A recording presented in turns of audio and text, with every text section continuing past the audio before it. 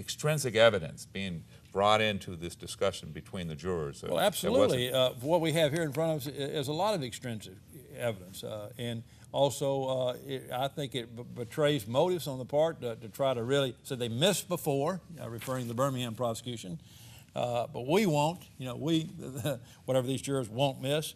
Also, keep working on number 30, whoever number 30 was. We'll update on another meeting.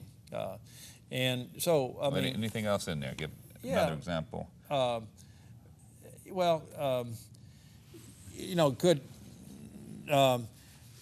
not, here in another email at 6/25/06, that's June 25th last year at 10:47 p.m.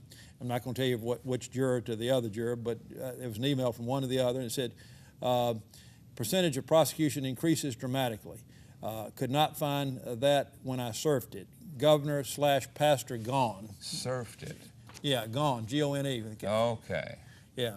Okay, so surf it, now I don't know what the actual reference might have been to, but I would suggest, in my mind, it suggests that possibly surfing the net or something like that. What it sounds like, what it suggests, and it sounds like, this is exciting big game, like they were going big game fishing out for the blue marlin, and they were trying to catch the governor and the pastor, as they called Scrushy, and the others were small fry, let them off, but they seemed like they were working outside the courtroom, according to these emails, these two jurors were, to try to persuade other jurors to join with them in their great fishing expedition to get the governor and the pastor.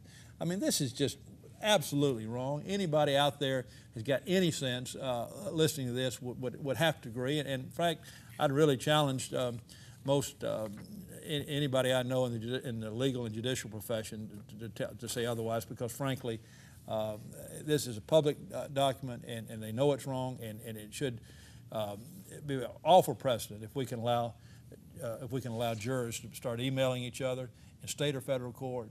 I mean, prosecutors wouldn't want it, shouldn't want it, nor should defense lawyers. No, and I, as a former prosecutor, federal prosecutor, I think we have about 2 minutes, just want to wrap this up, but I know we, as a prosecutor, we would want individuals to have a fair trial. If there's something out there that's wrong or there's bad that might improperly influence a jury, we don't want that. We want to disclose that information and investigate something like that. Well, Raymond, you impressed me as the kind of prosecutor you were. You were interested in justice, not convictions. You wanted justice.